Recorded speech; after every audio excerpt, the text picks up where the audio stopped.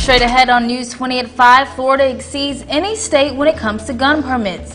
And two vice presidential candidates gear up for tonight's debate. We have a preview. And the Yankees pull out a big win. We have all the action. Also, will temperatures be dropping? Kristen Swilly will have your weather details. Your News 20 at 5 starts right now.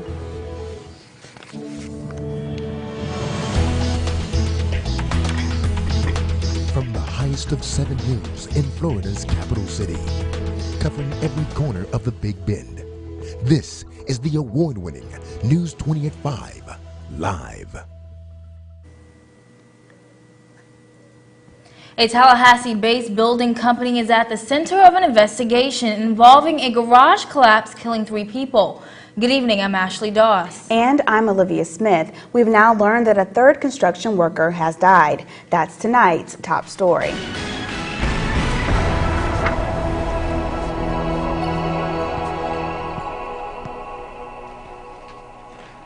Police say firefighters removed the victim from the garage around 1 a.m. He later died. Construction workers were working on the garage during the collapse. The president of Ajax Building Corporation says that they aren't releasing the names of the victims. He says the company will conduct a thorough investigation with the Miami-Dade College and their subcontractors.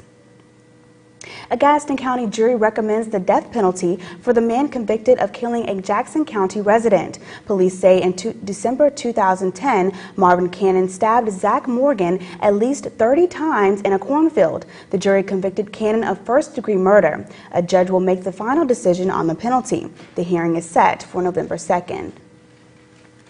In other news, when it comes to something that could possibly save one's life, the last thing you will want is a fake airbag. News 20 at 5 reporter De'Ara Milton joins us live with a look at fake airbags and why motorists should be concerned. De'Ara?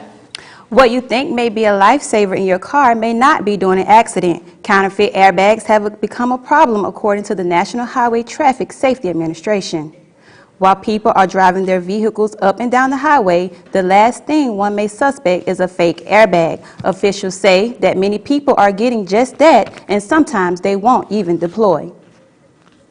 But personally speaking, I've had an accident and my airbag did deploy, and I think it was a benefit because airbags can sometimes be the determination of life and death if you're going to escape out of the accident as one piece. Or the National Highway Traffic Safety Administration says these airbags look like the real thing, even bearing the logo and branding of automakers. Testing shows that these counterfeit airbags appear to be genuine, but they don't perform like approved airbags.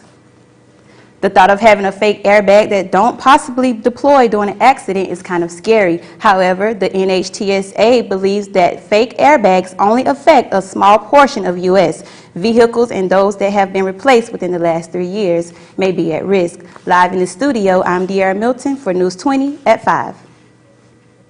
After experiencing an all-time low, mortgage rates in surrounding areas are beginning to show an increase. The cost of mortgage rates have increased from record lows. The average mortgage rate for 30 years has rose from 3.36% to 3.39%. Officials say low interest rates and job growth have helped boost the demand for homes as the housing market recovers from the Great Recession.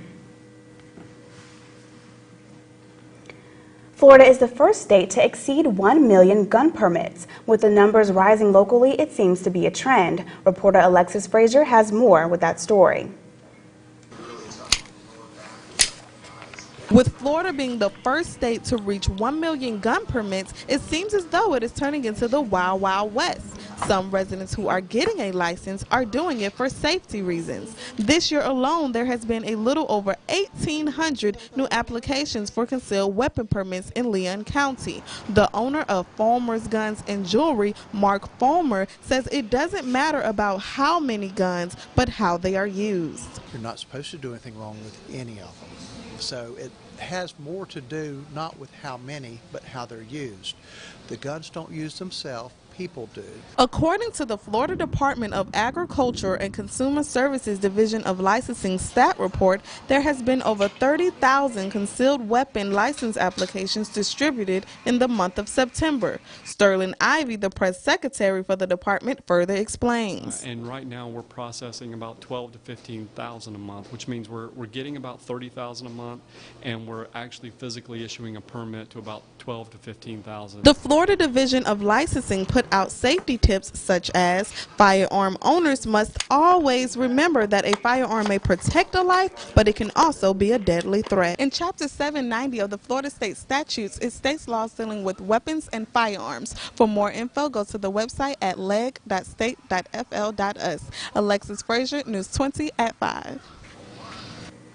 Thank you, Alexis, for that story. With more than 20,000 gun permits a month, only time can tell when Florida will reach the 2 million mark for concealed weapons permits. We now turn our attention to an issue of domestic violence. In observance of Domestic Violence Awareness Month, News 28.5 reporter Erickson Joseph joins us live in the multimedia newsroom with some information that may surprise you.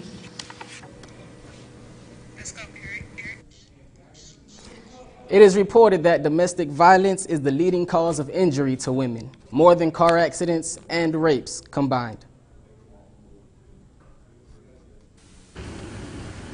It is a common occurrence in society, and it happens behind closed doors. According to domesticviolence.org, a woman is assaulted every 9 seconds. Around the world, at least 1 in 3 women have been abused in their lifetime. Well, when I was about 14, I was exposed to an abusive relationship where he would physically hit me, verbally, bite me, all kinds of stuff, and this was at 14. The issue doesn't stop at women. Studies suggest that up to 10 million children witness some form of interpersonal violence annually. These children are twice more likely to abuse their partner in a future relationship than those who were not exposed to such violence. Interpersonal violence is something that occurs even at the adolescent level, and it certainly occurs for students at the college. So we want to make them aware of not only its existence, but also the signs and symptoms. According to Dr. Bogan, the majority of cases are directed at women. However, there have been reported cases of men enduring abuse. Male or female, anyone suffering under this type of abuse does have options. There are refuge houses located in Tallahassee dedicated to providing shelter and assistance to those in a domestic violence situation. Anyone facing domestic violence can call the Refuge House hotline. The number is 850-681-2111. Live from the Multimedia Newsroom, I'm Erickson Joseph for News 20 at 5. Thank you, Erickson, for that report. Florida prosecutors want to question a newspaper reporter about the case involving Lieutenant Governor Jennifer Carroll and her former aide. Former aide Carletha Cole was accused of giving Florida Times Union reporter a copy of a recording of her talking to Carroll's chief of staff. The newspaper is fighting the request, but a Leon County judge declined to rule on the request. Coming up on News 20 at 5, find out which debate happens tonight. Guess where an explosive device was found and find out if Google was really hacked. Stay tuned, you're watching News 20 at 5.